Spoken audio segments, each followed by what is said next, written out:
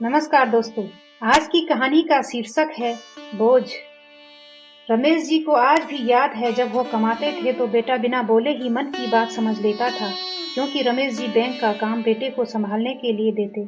एक दिन रमेश जी को हार्ट अटैक आया और उनकी स्थिति बहुत खराब हो गई।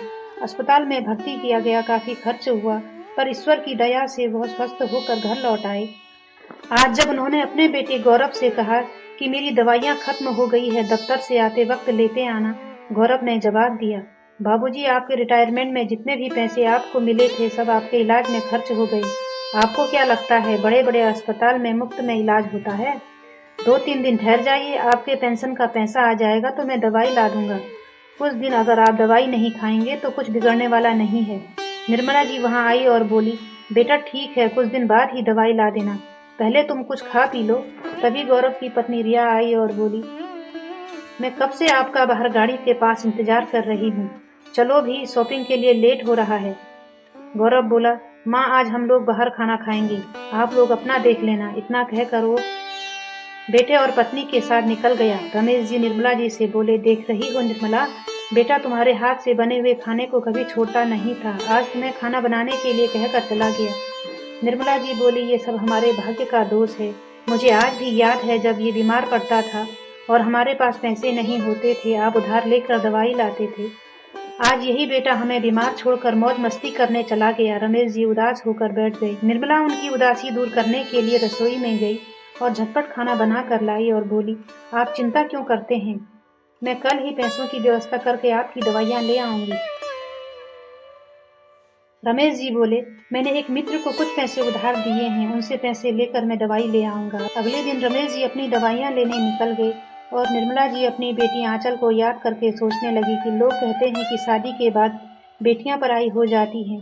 बेटे की शादी को अभी 3 साल हुए और वो ऐसा पराया हुआ कि अपने माता पिता उसे बोझ लगने लगे। निर्मला जी उस दिन को याद करने लगी जब उसका बेटा सरकारी विभाग में उच्च पद पर नियुक्ति हुआ था। उस दिन माता पिता खुद को कितना भाग्यशाली महसूस कर रहे थे। बेटे की सरकारी नौकरी लग गई थी तो माता पिता उसकी शादी के लिए उत्साहित थे। जब निर्मला ने बेटे से उसकी शादी की बात की तो गौरव ने बताया कि वो सुमन नाम की लड़की को पसंद करता है। माता पिता ने कोई ऐतराज किए बिना धूमधाम से दोनों की शादी कर दी। शुरू में सुमन ने सबसे बहुत अच्छे से बात की, पर 1 महीना बाद बहू ने भी दफ्तर जाना शुरू कर दिया। अब निर्मला जी सुबह उठती, बेटे बहू के लिए टिफिन बनाती और घर का सारा काम करती थी। देखते ही देखते 2 साल हो गया, बहू ने पोते को जन्म दिया, लेकिन सुमन का व्यवहार नहीं बदला।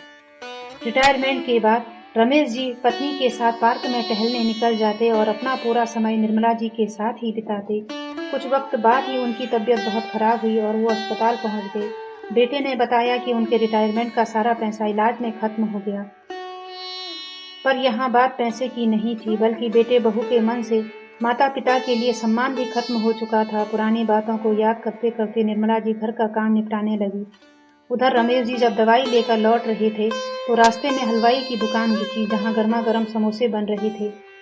उन्हें पता था कि निर्मला जी को समोसे बहुत पसंद हैं। दवाई लेने के बाद कुछ पैसे बच गए थे। फिर क्या, उन्होंने 2 समोसे लिए और घर की ओर चल दिए।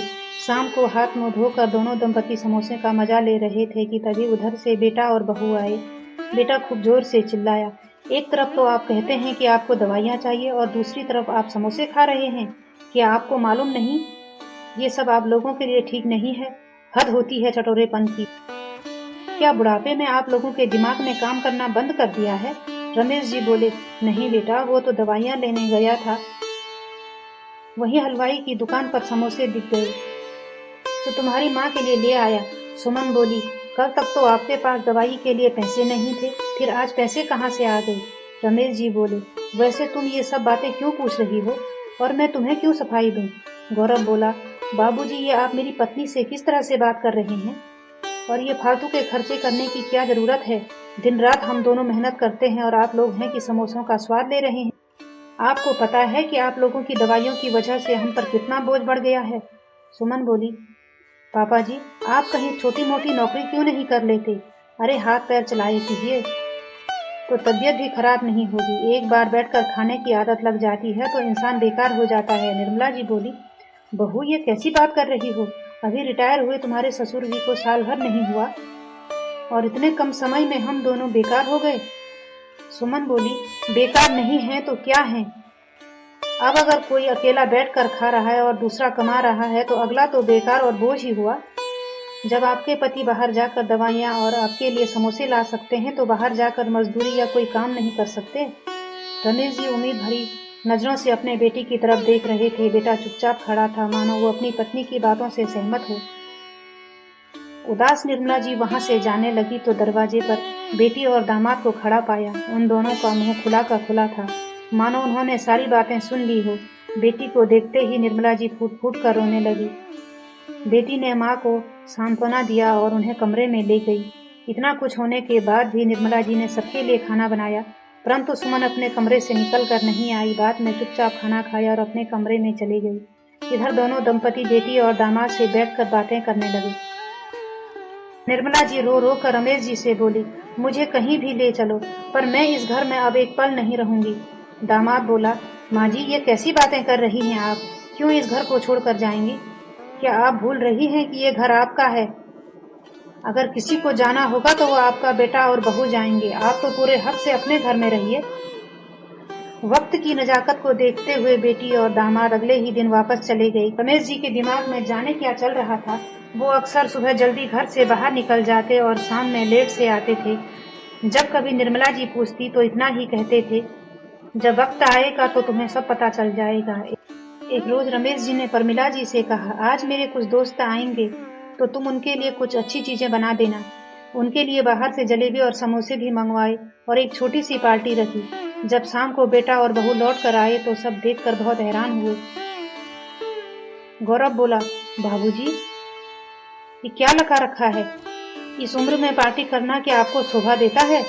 और ऐसा क्या हो गया जो आपने अपने दोस्तों को यहाँ बुला लिया?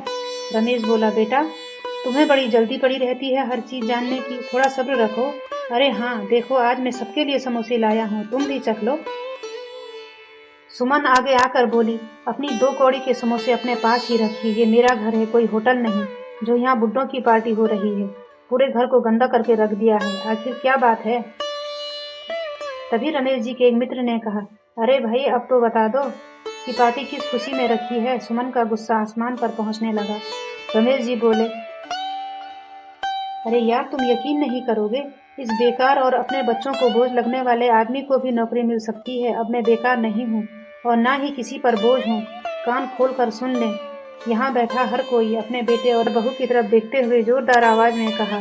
इतने पर बात खत्म नहीं हुई। रमेश जी बोले, अब खबरदार जो किसी ने मेरी पत्नी या मुझे बोझ और बेकार कहने की गलती दोहराई। मैं अपनी पत्नी और अपना खर्चा उठा सकता हूँ। वे अपने एक मित्र सुरेश की तरफ बढ़े और बोले, मित्र तुम्हारा कोटि कोटि धन्यवाद जो तुम्हारे बेटे ने मुझे अपने दफ्तर में अकाउंट की नौकरी लगा दी। पता है तुम्हें मेरी तनख्वाह भी अच्छी खासी है। अब किसी चीज की कमी नहीं होगी। अब तो हम हर महीने पार्टी कर सकते हैं। इसी खुशी में मैं आप सबका मुंह मीठा करवाता हूँ। सब ने उनको बधाई दी और कुछ देर बाद सब चले गए। पूरे घर की हालत देखकर सुमन बुदबुदा रही थी तो, अरे बहू घर मेरा है और हमने अगर गंदा भी कर लिया तो लाल पीली क्यों हो रही हो? कौन सा आज तक तुमने घर में झाड़ू लगाया है या रसोई में पांव रखती हो? ये घर तुम लोगों के लिए घर कहाँ है? तुम लोगों ने तो इसे होटल समझ रखा है। आते हो, खाते हो और फिर कमरे में बंद हो जाते हो। गौरव बोला, माँ ये कैसी बातें कर रही हो? रमेश बोले, बेटा शायद तुम भूल रहे हो कि आज जो तुम इतने बड़े अफसर हो गए हो तुम्हारी माँ की मेहनत और मेरे योगदान से। अरे रिटायर होने के पहले तक इस घर का सारा खर्च मैं ही उठाता था। आज 1 साल नहीं हुआ कि हमारी दवाइयों का खर्चा इतना बढ़ गया कि तुम्हें बोझ लगने लगे। पिता की बातें सुनकर गौरव की नजरें जमीन में धंसी जा रही थी। अपनी बुलंद आवाज में बोले, बेटा तुम हमारे बच्चे हो, हम तुम्हें बोझ नहीं समझते, इसीलिए हम तुम्हें 10 दिन का समय दे रहे हैं। तुम अपने लिए कोई नया घर देख लो। मैं अपने घर में अपनी मर्जी और आजादी से रहना चाहता हूँ। मैं उन लोगों के बीच नहीं रहना चाहता जो मुझे बेकार और बोझ समझते हैं, क्योंकि 1 साल में जितने भी अपमान के घूंट पिया हूँ अब मुझे वो हजम नहीं हो रहा है। मैं अपने स्वाभिमान के साथ अपने मकान में रहना चाहता हूँ।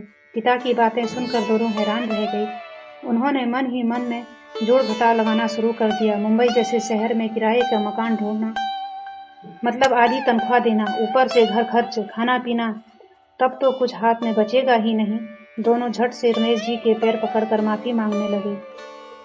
हमें माफ कर दीजिए, हमसे बहुत बड़ी भूल हो गई है। निर्मला जी बोली, बेटा गौरव, हमें तुमसे कोई गिला नहीं है, पर जो तुम्हारे बाबूजी कह रहे हैं वो सही कह रहे हैं। अब हम अपने घर में अपने स्वाभिमान के साथ जीना चाहते हैं, तो तुम भी अपने आशियाने का इंतजाम कर लो। इसीलिए हमने ये फैसला लिया है कि जब तक हम जीवित रहेंगे इस घर पर हमारा ही अधिकार होगा।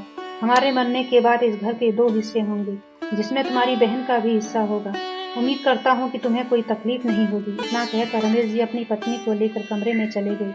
आखिरकार 10 दिन बाद दोनों को घर छोड़ना ही पड़ा। कहानी पसंद आई हो तो चैनल को सब्सक्राइब करें।